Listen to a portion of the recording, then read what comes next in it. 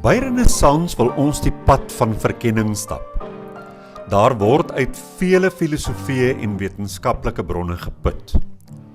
Ons besef dat elke individu sy of haar opvoeding en ervaring met hulle saamdra en as verwysingspunt gebruik wanneer hulle kommunikeer. Ons luister dus na mekaar en ag niemand se insigte as imperatief nie, maar eerder as aanvullend, met inagneming van waar hulle hul op hul reis bevind. Omdat Renaissans 'n familie van oop, denkende en eerlike reisigers is dit vir ons belangrik om gereeld met mekaar te praat. Ons skram nie daarvan weg om moeilike sake onder die loep te neem ten einde saam te groei nie. Ons verwag nie eenparigheid nie, maar streef na dialoog waarbinne respek, 'n oop gemoed en egtheid die weg baan tot nuwe moontlikhede.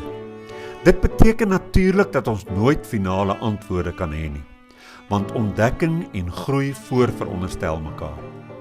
Daarom wil Renaissans 'n veilige ruimte wees vir mense wat verken. Ons weet dat daar in alle tradisies waarheid te vind is. Daarom poog ons om ons ontginnings daaruit met eerbied en respek te doen, op soek na dit wat universeel en vir ons van waarde is. Ons waardes word gekenmerk deur openheid, egtheid, liefde en nederigheid en bovenal om nie te veroordeel nie.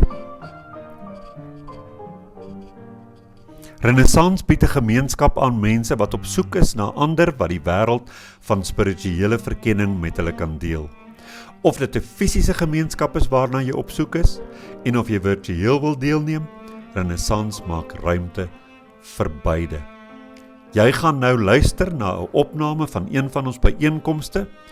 Jy's welkom, neem deel, plaas jou kommentaar, geniet hierdie ervaring saam met ons.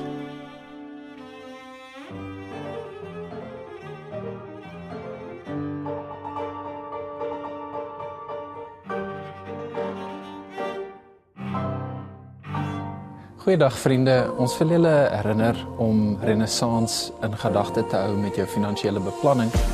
As jy Renaissans 'n vaste item op jou begroting kan maak, kan dit ons help om 'n konstante inkomste te genereer, waarmee ons baie beter kan beplan en vooruitdink. Jou bydrae word opreg waardeer.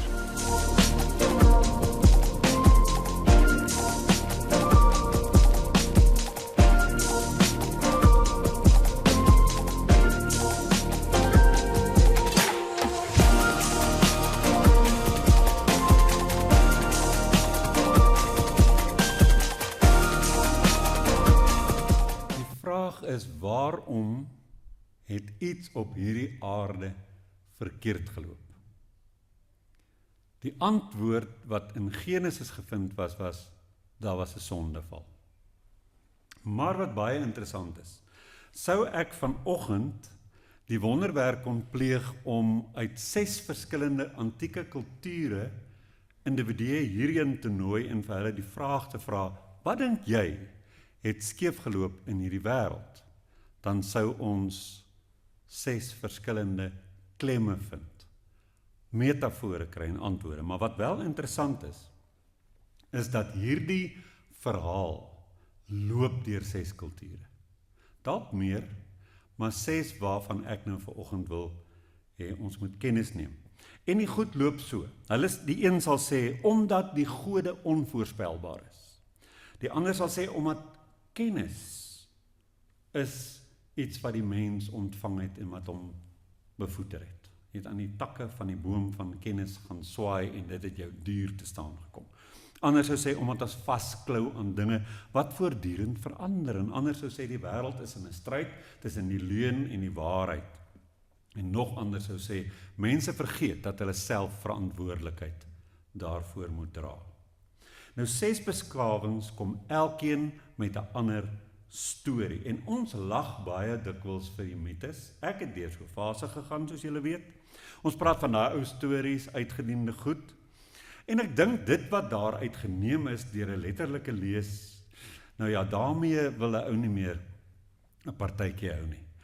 Maar daar's maniere om hierdie goed te lees en nog steeds getrou te bly, glo ek, aan die teks. Want 'n ding wat al hoe meer by my tuis kom, is dat ons weet nie regtig of ons die metafore en die taal en die manier waarop mense met hierdie beelde omgegaan het, letterlik dit wat die skrywer wou sê, weet ons dit regtig? Want ons leef as mense in 'n kultuur wat goed so letterlik neem.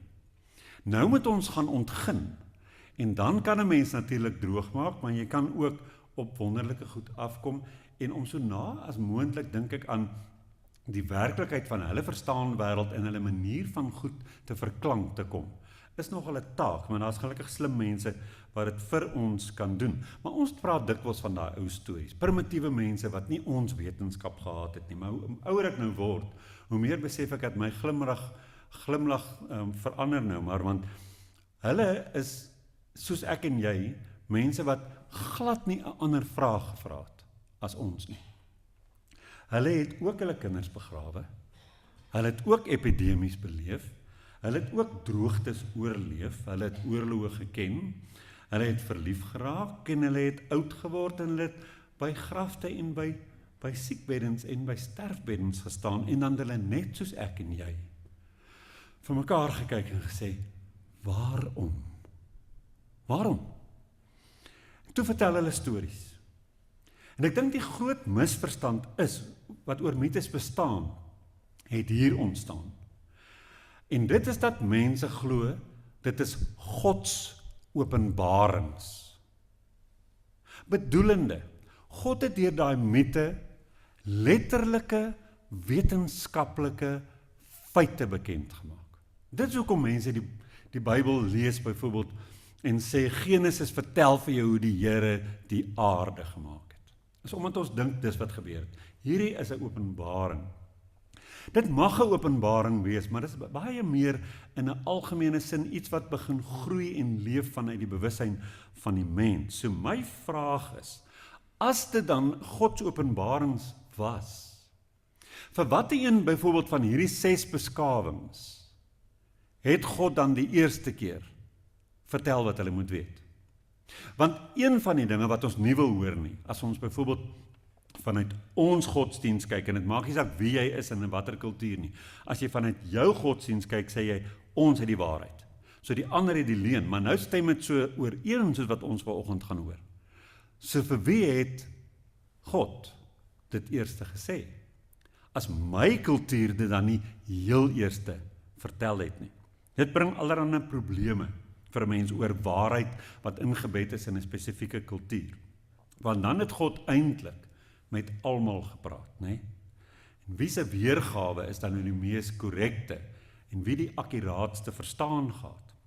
So ek dink nee, mense het mites geskryf nie om te openbaar vanuit God se mond hoe die wêreld werk nie, maar mense het mites geskryf om hulle self, sonder dat hulle dit weet, te openbaar.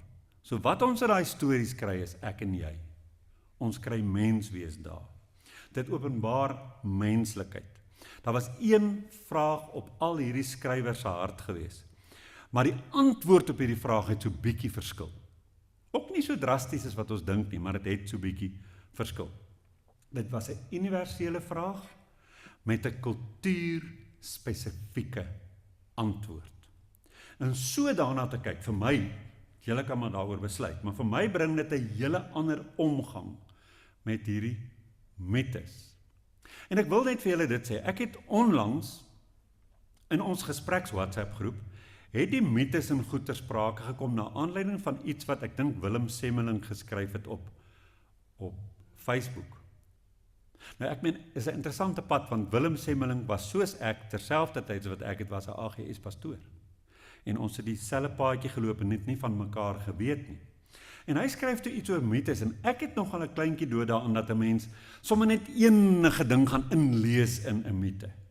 Dan voel ek, nee, ek praat nie nou meer lekker saam nie, en ek het iets in die voege gesê. En hy, en ook Marita Jacobs en so 'n paar mense, het met my in gesprek getree en gesê, maar ons moet weet, dat daar is vandag nog baie van ons te sê en te ontgin uit die mites, as ons net die heeltyd onthou, dit moet allegories verklaar word.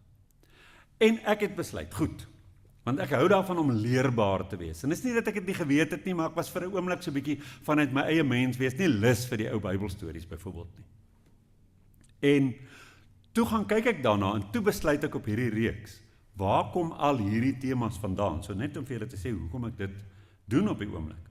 So om so na hierdie mites te kyk, dan vra jy nie meer die vraag, het daar regtig iemand soos Adam en Eva geleef nie? Jy kan nie self van Abraham sê, het daar iemand soos hy geleef? Nee. Sakkie Spannenberg sê vir jou, daar het nie so iemand geleef nie.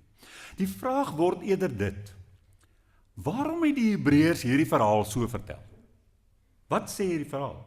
Wat kan ek ontdek wanneer ek dit lees? En ek wil ons nou vandag op daai reis neem. Want dit is 'n reis deur die menslike hart.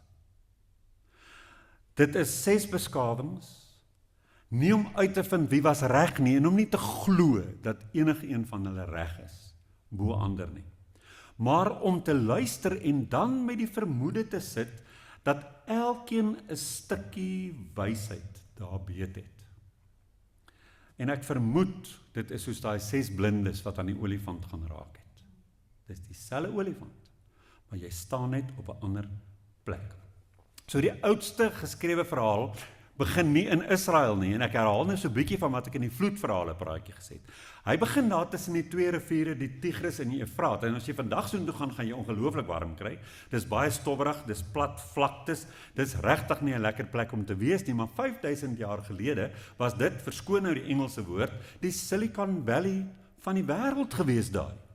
Mense het daar die wiel verbeter, hulle het skrif ontwikkel, hulle het sterre bestudeer en hulle het wette geskryf. Daar het groot stede daar verrys. Maar daai groeiende beskawing het net soos met die hedendaagse Silicon Valleys en ons beskawing, het dit nie die vrese van die mens laat krimp nie. Vandag is ons steeds daar. Ons het 'n formidable beskawing, so glo ons, maar ons het nie die mees basiese menslike vrese hok geslaan nie. Stel jou vanoggend 'n jong pa voor, hy staan vroegoggend op, hy kyk na sy lande, daar tussen daai 2 riviere, en hy kyk na die rivier en hy sien, die water is te min. Sy kinders gaan vanaand honger slaap. As die water baie is, dan wonder hy, gaan ons vanaand slaap of gaan ons swem? Hulle kyk na die hemel, na die wolke, en hy kyk na die grond en hy sien krake. Hy kyk na sy vrou, sy's alweer swanger. Hy kyk na sy kinders, hulle is te maar. En dan kyk hy op na die hemel toe. En dan vra hy die vraag wat miljoene mense na hom, en ek en jy ook sal vra, waarom is die lewe so onseker? En dan voeg hy iets by, waarom werk ons so hard, en tog is daar geen waarborg dat môre beter gaan wees nie? Waarom doen ek nou presies wat ek verlede jaar gedoen het, maar hierdie keer wil dit nie werk nie? Waarom is dit so onvoorspelbaar? En wanneer jy lank genoeg met daai vrae begin leef, dan begin jy stories vertel. En die Mesopotamiërs het juis dit gedoen. Hulle storie antwoord was dit, die gode is onvoorspelbaar en hulle het ons geskep om te werk. Ons glimlag vandag daaroor dat hulle regtig geglo het, die rede hoekom die mens op die aarde is om vir die gode te werk. Maar kom ons kyk bietjie hoe eerlik is dit eintlik.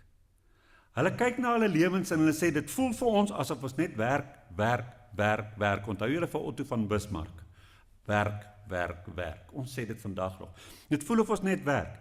Is dit nie 'n soort moegheid waarin jy ook soms tuis kom nie? Dat jy ook vir jouself kan sê, ek het hierdie selfde ervaring. Dit voel vir my, ek werk net die hele tyd. Ek werk my tang. En waarvoor? Maar dan gebeur daar iets wat my nog altyd 'n bietjie laat glimlag het. En in een van hierdie oudste verhale vertel hulle toe dat hierdie klomp mense wat nou as werkers gemaak is deur die gode, het 'n bietjie baie geword en het lawaai. En toe raak die gode moeg vir hulle en hulle besluit, ons moet minder maak. Want die gode kry nie geslaap in die nag nie, soos wat die mense lawaai. Nou ek hou daarvan, ek hou baie van die storie. Weet julle waarom hou ek daarvan? Want dit beklemtoon vir ons, wat maak die mens met God? Hierdie gode is geïrriteerd. Hierdie gode gaan nou 'n paar van hierdie mense bietjie van kant maak. Hierdie gode is menslik. Dit wys net weer vir jou hoe dat hierdie mites vir jou vertel dat dit is 'n menslike ervaring waarheen die mens ook al kyk. Kyk die mens met sy eie menslikheid.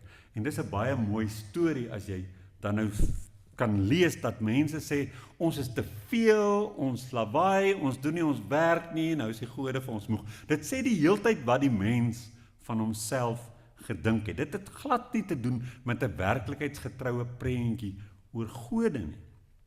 Hulle gode is baie onvolmaak. Hulle verander heeltyd van plan. En toe kom hy vloed en hulle spoel hy lot Mesopotamiërs weg. Maar die Mesopotamiërs het nie gaan sê soos wat die Israeliete later gedoen het en gesê het, maar is ons skuld nie. Hulle het nog steeds hierdie godbewustheid gehad en gedink wel, hulle hele prentjie laat vir hulle net een antwoord opdoem en dit is die gode was nou dik vir ons. Hulle is moeg vir ons en ons dis wat hulle doen. Hulle is 'n onveilige loetjie. Mens kan nie by hulle veilig voel nie. Dis nog lank nie 'n era waarin jy vir jou God lief geraak het daai nie. Jy probeer net jou God paai.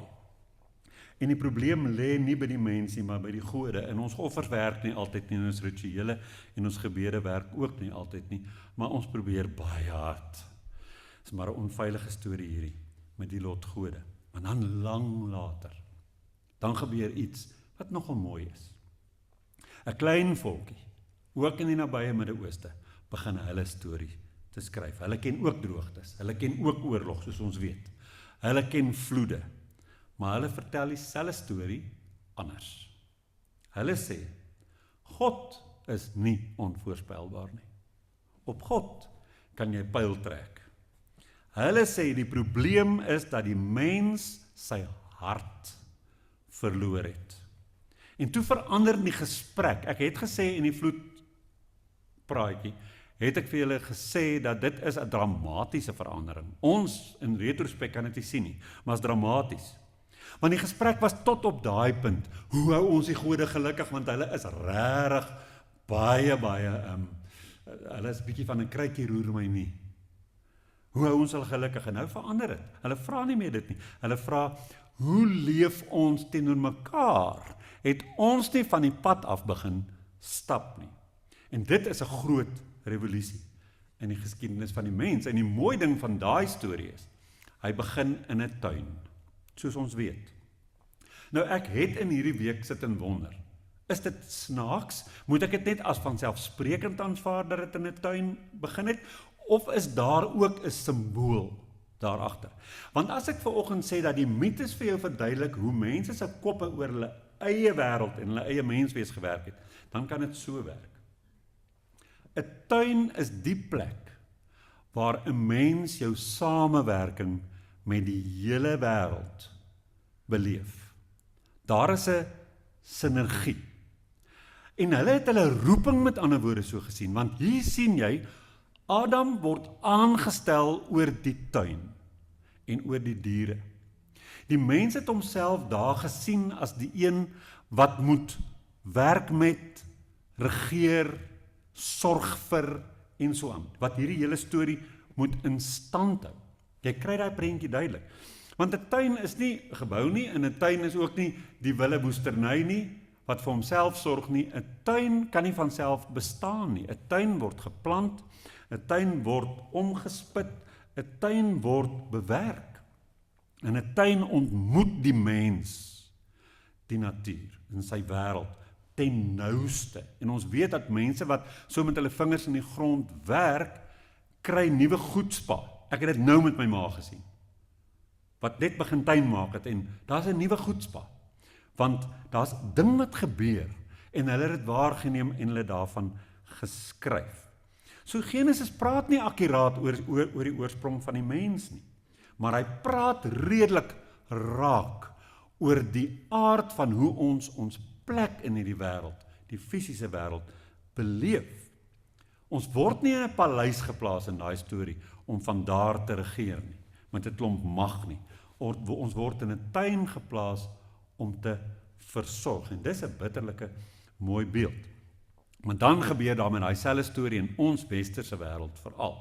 En ons dink dit het aanvanklik gebeur. Dit is nie hoe dit aanvanklik verstaan is nie. Die storie van die sondeval is 'n later verstaan. Dis 'n later verstaan. Dis nie noodwendig het dit soseer met sonde te doen nie. Maar ek gaan ook nie weet nie, en daar wil ek met julle eerlik wees, ek lees baie oor die goed, en dan dink ek voel, daai jury is nog in hulle kamertjie, hulle dink nog. So dis wat dit lekker maak. Ons kan met hierdie storie werk, maar ons moet probeer om realiteitsgetrou te wees, maar ons kan ermee werk, want ons kan pragtige goed daar uithaal. Maar die een ding wat ek weet is, daar's 'n toneel. En die toneel het 'n boom, en hy het 'n vrug, en hy het 'n slang, en hy het 'n verbode maaltyd. Maar ons moet nou vanoggend vir 'n oomblik net probeer vergeet wat ons geleer is oor hierdie verhaal. En dan kyk of ons op 'n ander manier daarna kan kyk en kan luister en iets hoor wat ons dalk nog nooit gehoor het nie. Die mens eet van die boom van kennis. Kom ons vergeet nou sonde en ongehoorsaamheid. Kom ons kyk net na kennis. Onmiddellik daarna gebeur daar toe iets merkwaardig. Wat gebeur? Hulle sien hulle is kaal. Hulle kruip weg. Hulle kry skaam. Hulle begin mekaar blameer. So dink nou mooi hieroor. Daar is, voordat die straf kom, 'n hele verwoesting van al hulle verhoudings.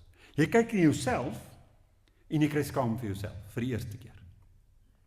Jy kyk na jou vrou, en jy begin haar blameer, vir die eerste keer. Jy kyk na 'n dier, die slang, jy blameer die. Jy kyk na jou God, jy hardloop weg as hy kom, want nou is jy bang vir jou God. Jy skaam vir jou God.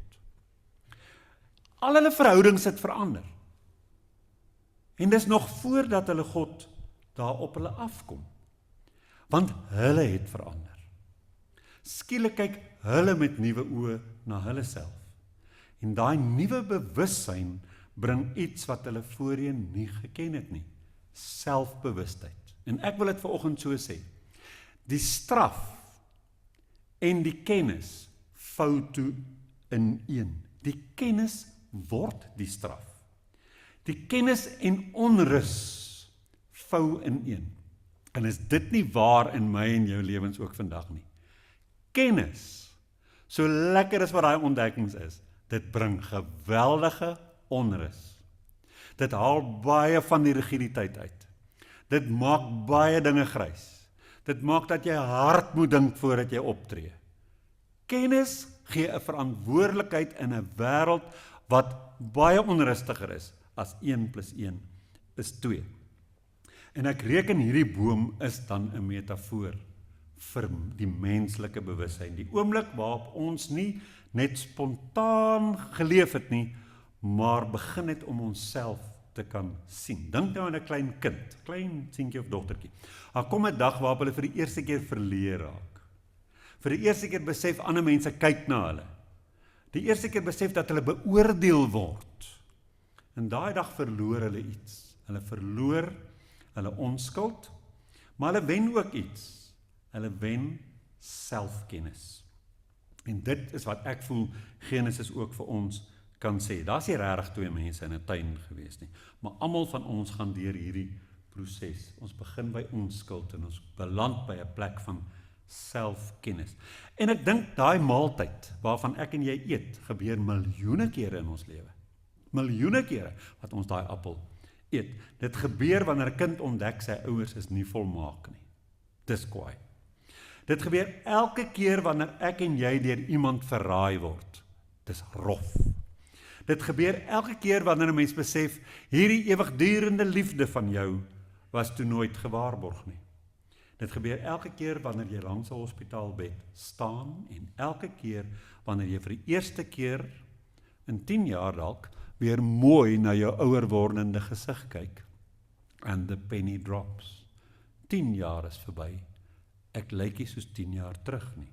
Dit gebeur wanneer jy uit die bed uit opstaan en skielik klap daar iets wat nog nooit geklap het nie.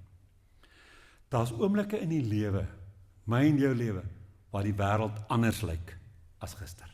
Daar's baie sulke oomblikke en jy kan nooit weer terugkeer nie. Die Franse filosoof Jean-Jacques Rousseau het gesê, die mens word vrygebore, maar oral is hy in kettings. Genesis sou ek dink daarop antwoord, nee, die mens word onskuldig gebore en spontaan, en dan oral word jy al hoe meer bewus. Johan sê baie vir my, die een ding van die lewe is, hy was 'n seentjie daar op 'n beesplaas in Namibië, ver van Silicon Valley af. En hy sê, die een ding van die volwasse lewe is dit staan in die teken van ontnugtering. So bewussyn is 'n vreemde geskenk. Dit maak poësie moontlik, maar dit bring ook angs. Dit maak kuns moontlik, maar dit maak ons skaam. Dit maak liefde moontlik, maar ook verlies. Dit maak moraliteit moontlik, maar nou voel ons ook skuldig. En hoe meer ek daaroor gedink het, gister toe ek hierdie praatjie skryf, toe lyk die storie van die sondeval vir my soos 'n verklanking van 'n gevoel by ons as mens, dat die lewe ons gestraf het. En natuurlik dan daarmee saam die hele tyd daarmee gaande blaam. Adam blameer vir Eva, die vrou wat u my gegee het. Hy blameer eintlik vir God ook. Dis nie net die vrou nie, blameer vir God ook. En dis 'n gedagte waaraan ek en jy ook al baie tuis gekom het, nie waar nie? Ons sal dit nie nou erken nie, veral nie as jy langs jou lewensmaat sit nie. My man of vrou maak my lewe hel. Dalk is die enetjie nou kan doodgaan, gaan dit dalk effens rustiger met my gaan. Hoe sê hulle? Nog nooit aan egskeiding gedink nie, maar al baie aan moord. Ek soek die blaam daar. Dikwels by ons lewensmaats. En ek sê dit omdat ek dit eintlik bedoel. Ons sal as ons ongelukkig is, eers na die lewensmaat kyk en sê, maar jy maak my nie gelukkig genoeg nie, of jy bring al die goed in my lewe in, waarvan ek nie hou nie. Ek kyk nie na my eie bewussyn nie. Ek kyk nie na hoe ek na die wêreld kyk en hoe ek van my lewe eet nie. Ek kyk na my man, my vrou, my kind, en dis die oorsaak van my aaklige bestaan. En hier klink dit vir my soos die storie wat die geboorte van die mens as 'n bewuste wese kom verklank het. Maar toe stap ons aan. Skaars 'n paar eeue later in 'n ander streek in Griekeland, pragtige Griekeland, daar steek 'n nuwe beskawing sy kop uit en hulle kom met 'n ander antwoord en 'n ander storie. Ek wens eintlik ons kon daar gaan sit en luister na daai storie van Pandora se kruik. Hier sit sy en die storie word vertel, sy sit en die kruik het 'n deksel op, jette en sy moenie hierdie ding oopmaak nie, maar sy is so nuuskierig as wat net 'n gefemineerde man kan wees. Sy wil hierdie kruik oop hê. Ek gaan nie hier, 'n deksel is 'n ding. Hoor jy, hulle sê 'n appel aan 'n boom, moes daar nou 'n versoeking gewees het. Daai ding. Eva was ook mos maar lekker nuuskierig oor hoe gaan dit nou wees as ons daai. Maar 'n deksel op 'n ding. Wat is hierin? Hoe anders kon Pandora dan nou gemaak het? En sy maak daai ding oop. Wat gebeur daar? Uit hierdie kruik stroom siekte, ouderdom, hongersnood, jaloesie, lyding, dood. Al die dorings en distels van Genesis. Die aardbewings en die siektes en die sterflikheid als. Dis dieselfde storie. Vlieg hier uit omdat Pandora net soos Eva nuuskierig was. Alles waarvoor 'n mens bang is, alles wat die aarde 'n slegte plek maak, begin net daar. En toe slaat sy daai deksel toe. En al wat oorbly is hoop. En dis hoop, want nou, die lewe is nou wat hy is. Al wat nou oorbly is hoop. Hieroor wonder ek toe nou. Hoekom hoop? Hoekom nie moed nie? Waarom nie liefde of geloof nie, soos Paulus dit stel nie? Waarom juis hoop? En dit is so. En gister net so kort stukkie gaan luister daaroor, oor hoop. Wat doen hoop aan 'n mens? Die Grieke het iets hiervan verstaan, as 'n mens kan ongelooflik swaar kry, as jy hoop het. Maar die dag as jy hoop sterf, dan breek mense. En is dan wanneer hulle ook maar gewoonlik dan oorgee aan die dood.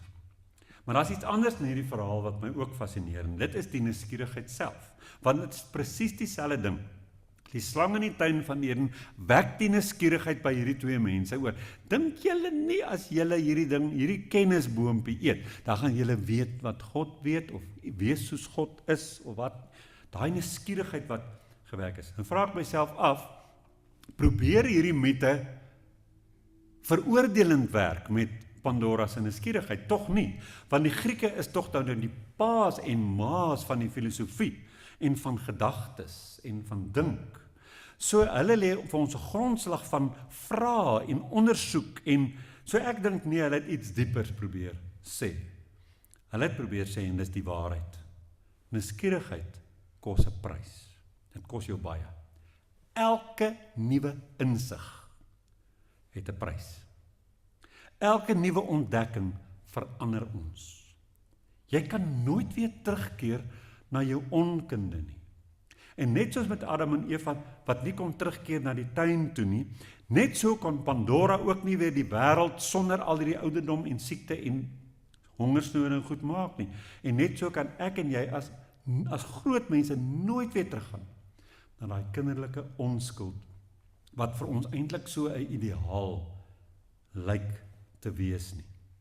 Toe ek die eerste keer by die planetarium in Johannesburg was dit 1972 en ek was 10 jaar oud en was aan my pa se suster daar.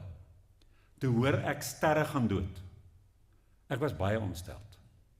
Want sterre is dan nou ewig. Dit klink vandag simpel, want ek onthou dit as die eerste plek waar ek gedink het, maar dinge is nie soos ek gedink het dit is nie. En dan sing jy 'n liedjie, Jesus is gister, vandag en altyd dieselfde, en dan hoop jy dis die waarheid, want sterre gaan dan dood. En so het kennis in my lewe ingerol, en julle lewens ingerol, en dit het ons eenvoud weggevat. Dit het vir ons met baie nuances gelaat, en dit het ons gelukkig met hierdie geskenk gelaat, dat ons nou realisties raak, en dieper kan dink, as tevore. So dit is wat Pandora se kruik eintlik met die boom verbind daar in die tuin van Eden. Albei van hulle sê, bewussyn verander absoluut alles. Hulle is nie opponente, die twee stories nie. Hulle is twee digters wat dieselfde ervaring net in verskillende metafore beskryf. Die een gebruik 'n boom, die ander een gebruik 'n kruik, die een gebruik 'n slang in verleiding, die ander een bloot in nuuskierigheid, maar albei probeer hierdie vraag net antwoord. Waarom is die lewe tegelyk so wonderlik en interessant? Dit prikkel my kop, maar dit is so pynlik. Die verskil is in die antwoord in hulle godsbeelde te vind, en hulle maak dan elkeen 'n ander storie daarvan. Maar vir my kom lê dit hier vanoggend, en ek wil dit vir julle vra, jy het seker al baie daaroor gedink. Is dit nie waar, dat hoe meer 'n mens weet, en hoe meer jy uitvind, en hoe dieper jy gaan in kennis, en hoe ongemakliker word die wêreld ook nie. Jy weet, en dis die wat mense speelgoed ook al hoe groter moet word later.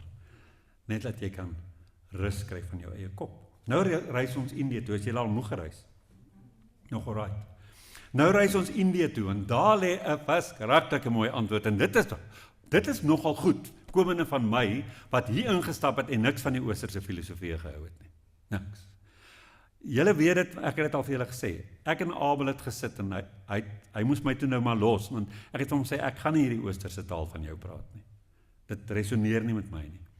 En nou, hy is nou 5 jaar oorlede, en hy het dit nooit weer uit my mond gehoor nie, want lank na sy dood, toe begin ek agterkom, maar jy was stupid. Jy het net met 'n westerse kop na hierdie goed gekyk. En deesdae kyk ek daarna, en ek bring dit elke keer in, en ek dink net, die hele prentjie saam is vir my so mooi. Ek gaan nie oorstap ooste toe nie, ek moet vir julle sê, dit gaan ek nie doen nie. Want ek dink, daar's ook mistastings, en daar's ook oorbeklemtonings en goed. Maar ek hou daarvan om nou so wêreldreisiger te wees, deesdae. So hier is ons in Indië, en die Hindus vra hierdie vraag. Almal het nou gevra tot hiertoe, wanneer het dinge vir ons so verkeerd geloop? En die Hindus sê, man, wat bedoel julle verkeerd geloop?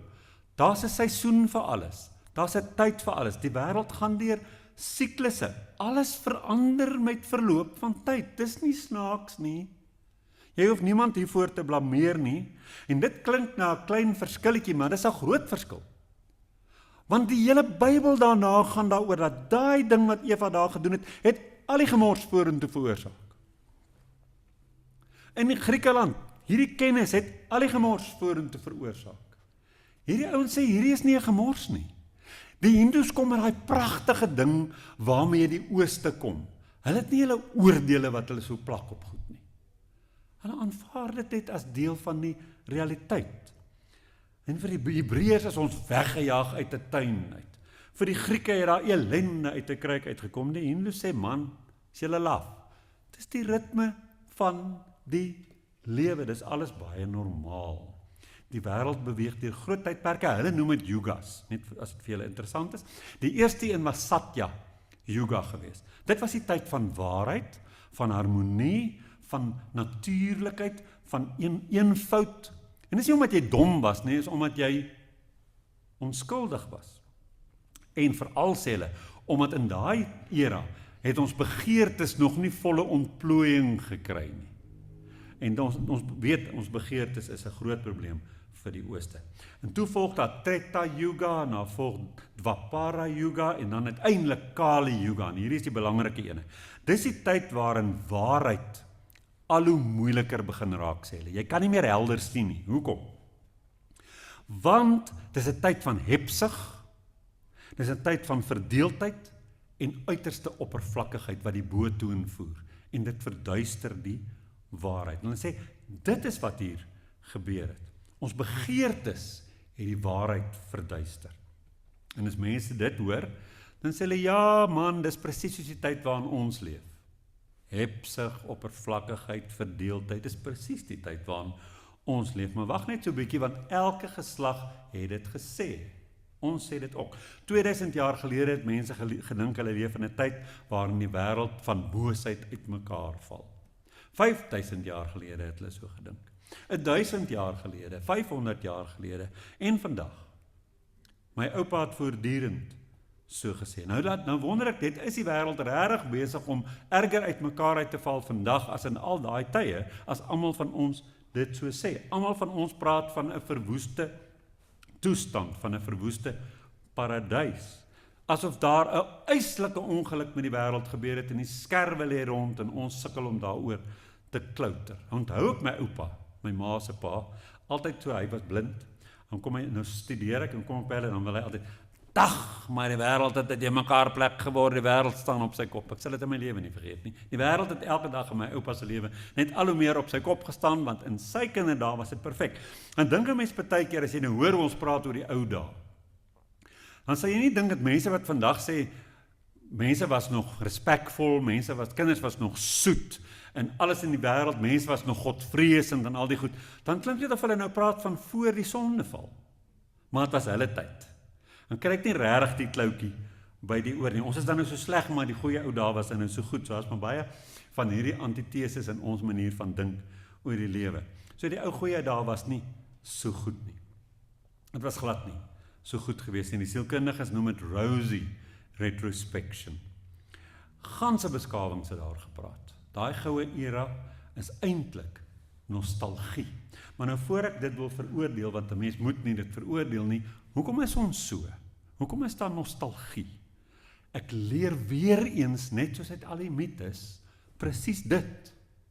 Ek leer my eie verlange ken in my eie nostalgie. So wanneer ek verlang na vrede, wat sê dit oor my? Wanneer ek verlang na geregtigheid, wat sê dit van wat in my leef? Wanneer ek verlang na liefde, wat sê dit in my? Die vraag is, dis nie, was daar so 'n wonderlike tyd waarna ek terug verlang nie, maar dit was nie so wonderlik nie. Jy onthou dit met roosgetinte glase. Dit was nie so wonderlik nie. Maar waarom verlang jy daarna? Dit sê iets oor wat nou in jou aan die gang is. Niks oor die verlede nie. Hierdie hele prentjie, en ek dink die praatjie se belangrikste vraag en punt is juist dit. Wat laat my en jou daagliks, en wanneer ons sukkel, so sukkel met die lewe? Wat laat ons so sukkel?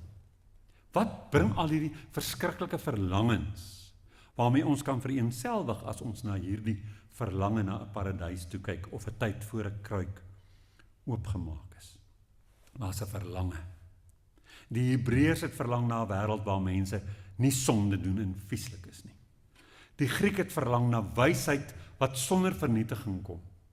Die Mesopotamiër het verlang na gode wat hulle kan gedra, wat net wil groot word en voorspelbaar raak. En die Hindu sê, ek verlang na vrede, want dis hoe die wêreld is. Ek moet myself daar kry, waar ek in harmonie is met hierdie siklusse. Dieselfde verhaal, verskillende antwoorde daarop. En dan kom ons by, ek dink baie van julle se gunsteling, die Boeddha. Nog 'n nuwe storie, revolusionêr. Want wanneer almal vra, hoekom het die lewe so verander? Hoekom lyk die wêreld so anders? Vra hy iets anders. Hy sê, hey, wat gebeur in jou? Wat gaan in jou aan? En dis 'n baie groot draaipunt. Want nou is daar nie meer skuld en blaam en jy vind fout hiermee of iets. Hy vind nie fout met die wêreld nie. Hy sê nie dis 'n vrou of 'n slang of die vrou wat iemand gegee het of dit is Pandora wat 'n kruik oopgemaak het. Hy beskuldig niemand nie. Hy sê, los daai storie daar buite. Dis 'n gegewe. Wat gaan aan in jou gedagtes? Hy draai dit sonder 'n veragting, en dis vir my mooi van hom, van die menslike kondisie, jy's in sonde ontvang en gebore, wat anders het jy verwag? Hy het nie daai storie, hy sê, jy kan nie die wêreld verander nie. Maar wat kan jy maak omtrent jou eie gedagtes hieroor? Twee mense beleef dieselfde ding. Die een persoon word gebreek en die ander een word sterker. Twee mense kry dieselfde diagnose. Dis terminaal. Die een veg teen alle hoop in tot op die laaste minuut vir nog jare se lewe. Die ander een begin onmiddellik die dae wat oor is kosbaar ag en hulle vul met mooiheid. Dieselfde wêreld, verskillende ervarings. Waarom? Omdat die uiterlike wêreld nie alleen bepaal wat met jou gebeur. Dit het 'n uitwerking, beslis. Dit gee vir jou, soos hulle sal sê, in die handkaarte. Maar daar's altyd opsies. Ons verhouding met die wêreld bepaal tot 'n groot mate ons wêreld. En dit is waarna die Boeddha verwys het. Hy gebruik die woord gehegtheid, maar ek verkies die woord verknogtheid. Ek gaan julle sê hoekom. Want daar is bietjie van 'n ding van om passie en liefde en so aan af te wil kraak. En die ego. En ek hou van die ego. Hy moet net sy plek ken. En hy moet teels in sy bek kry. En ek hou van passie, en ek hou van liefde, en ek hou van al die goed. Ons moet dit net so bietjie tem. So ek gaan so halfpad met baie van die oosterlinge saam. En nou wil ek dadelik sê, ek glo nie die Boeddha was so dom dat hy dit noodwendig oordrewe gesien het nie. Ek dink is hoe ons dit in ons koppe vertaal. There's a lot lost in translation between the East and the West. Ek dink nogal so, maar ek praat van verknogtheid, want die probleem is nie ons passie nie, maar vir die lewe nie, maar die probleem is die greep, en dat ons so wil gryp. Ons wil die lewe soos 'n skoenlapper toemaak in 'n bottel. Ons wil hê ons kinders moet klein bly, ons ouers moet nie sterf nie, ons liefde moet altyd dieselfde bly, ons liggame moet nie verander nie, ons geluk moet permanent wees. Maar die lewe is nie 'n foto nie, en dis wat die Boeddha vir ons sê, mense, die lewe is nie 'n foto nie, hy's 'n rivier en niemand kan 'n rivier vashou nie. En dis 'n baie mooi storie wat ons by hom kry. Die lewe is nie sonder pyn nie. Dis die antwoord. Die lewe is nie sonder pyn nie, dit sê die mites vir ons. Nie een van ons se lewe is sonder pyn nie. Eden het geëindig met moeite. Die Grieke het lyding geken. Die Boeddha het gepraat van baie verliese. Die Hindus weet alles wat mooi was gaan verby. Hulle verskil miskien so hier en daar oor die goed, maar almal sê vir ons, hoor die mense, daar's lyding. Nou die laaste een. Zoroaster in Persië. Hy het vir ons op die oog af nie so baie gegee nie, maar eintlik geweldig baie mooi storie vertel. Hy het gesê, okay, hier's Zoroaster, hy het nou gesê, daar's lig en duisternis, daar's waarheid, daar's leuen, daar's Ahura Mazda en daar's Ahriman. Die goeie en slegte koninkryke. Dis die eerste ou wat gesê het, die wêreld bestaan uit twee koninkryke, wat teenoor mekaar opgestel is. Maar toe plaas hy ons in daai spel. Toe sê hy, jy gaan jou skaar byeen, en dan gaan jy met daai een saamwerk, en wat jy daar gaan doen, gaan in jou lewe gekultiveer word. Dit is iets wat met almal gaan gebeur. So ek werk saam. Waar is daar oorlog? Werk ek saam of nie? Waar is daar korrupsie? Werk ek saam of nie? Wat doen ek wanneer ek kies, wanneer ek sien wat hier uitspeel. Nou, ons is nie dualisties nie, maar daar is ietsie mooi in die verantwoordelikheid van 'n keuse wat hy in ons skote sit. Want wat hy vir ons vandag sê, is ek en jy kyk nuus, dan sê ons, die vieslike Putin. Ons kyk na korrupsie in ons land en ons sê, kan hierdie party wat so korrup is net uit die stoel gelig word? Dit is goed wat ek sê. Ek kyk na verdeeldheid en sê, kan mense net in die middel kom staan? Wat 'n bekleierery is dit tussen links en regs? Dis goed wat my moeg en moedeloos maak baie keer. Maar dan sê Zoroaster vir ons vanoggend, hey, jy wys vingers, maar weet jy wat, boosheid begin baie klein. Dit begin by die manier waarop jy vanmiddag met die kassiere gaan praat. Dit begin by die manier waarop jy vanaand van jou lewensmaat gaan verskil. Dit begin by die manier waarop jy môre op sosiale media iemand gaan aanspreek. Ons hou altyd daarvan om boosheid dramaties te maak, want dan kan ons na ander mense toe vinger wys.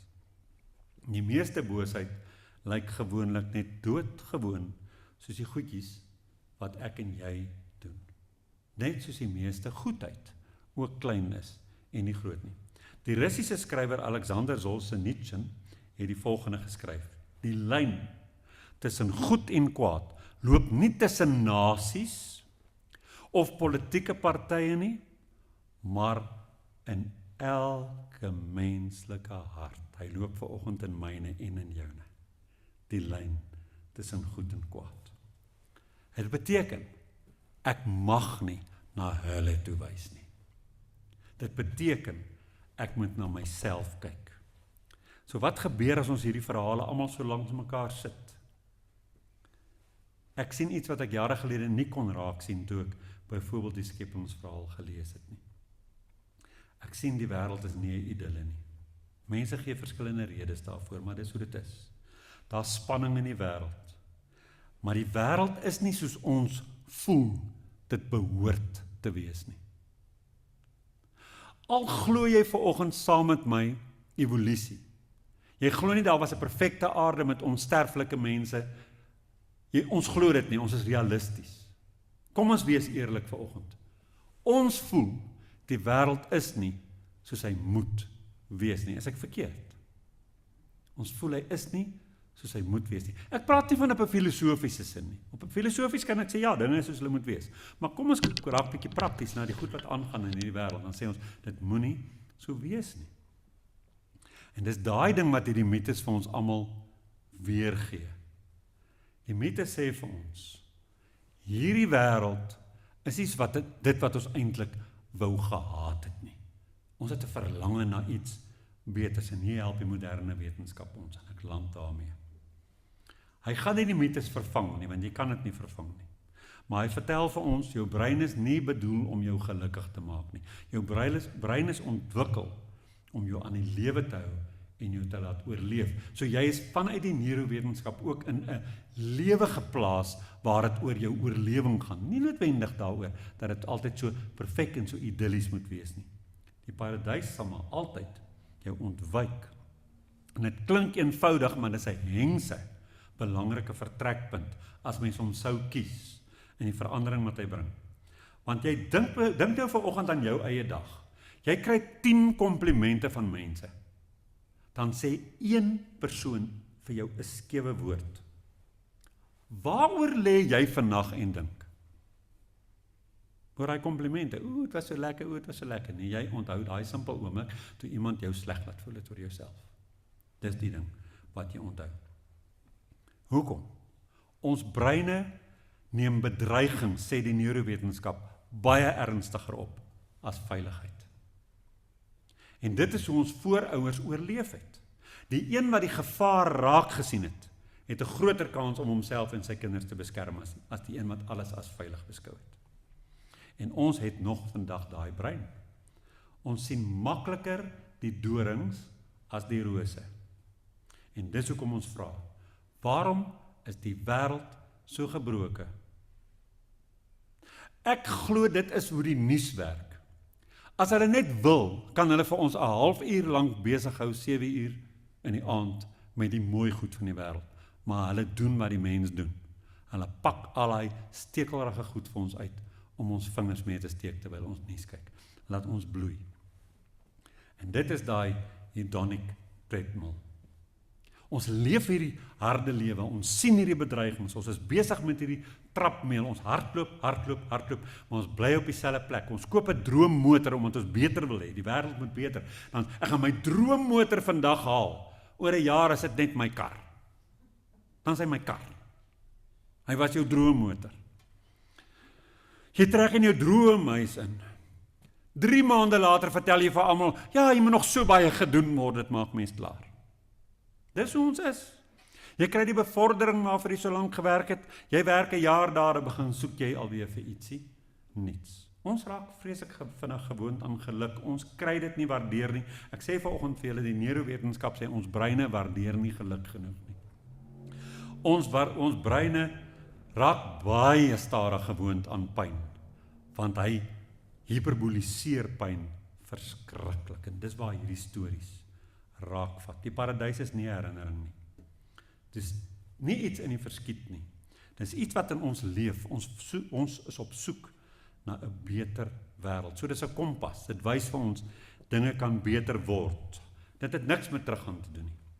Hy wys vir jou waantoe moet jy beweeg. En dit is wat ek en jy moet onthou.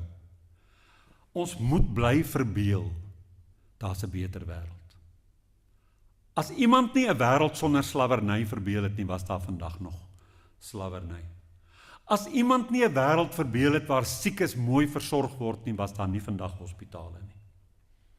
As iemand nie gedink het, maar elke mens tel nie, sou daar nie vandag demokrasie gewees het. Dis altyd die verbeelding van 'n persoon wat droom van 'n paradys, wat die wêreld 'n stukkie beter maak. Dis tans vir my verstaan, die groot geskenk van paradysverhale. Daar was nie 'n verlies nie. Dit sê vir ons van iets waarheen ons kan werk. Ek gaan afsluit en vir julle hierdie sê. Die paradys begin nie waar alle wetenskaplike antwoorde oor die heelal gevind word nie. Wat sê ek vir julle? Ons kan in daai boom van kennis se takke gaan swaai, en ek is baie lief vir hom, ek hou van logika. Maar ons kan in daai boom van kennis se takke swaai tot môre. Dit gaan nie vir ons al die antwoorde bring waarna ons harte verlang nie, en dit gaan beslis nie vir ons 'n paradys bring nie. Die paradys begin waar mense besluit om ondanks lyding steeds waarheid te soek, steeds deernis te kies en steeds tuine te plant. Want uiteindelik is die mooiste paradys nie die een waarna ons terug verlang nie. Dit is die een wat ons dag vir dag saam met mekaar help skep. Dit was my stem. Goeiedag vriende, ons wil julle herinner om Renaissance in gedagte te hou met jou finansiële beplanning. As jy Renaissance se vaste item op jou begroting kan maak, kan dit ons help om 'n konstante inkomste te genereer, waarmee ons baie beter kan beplan en vooruitdink. Jou bydrae word opreg waardeer.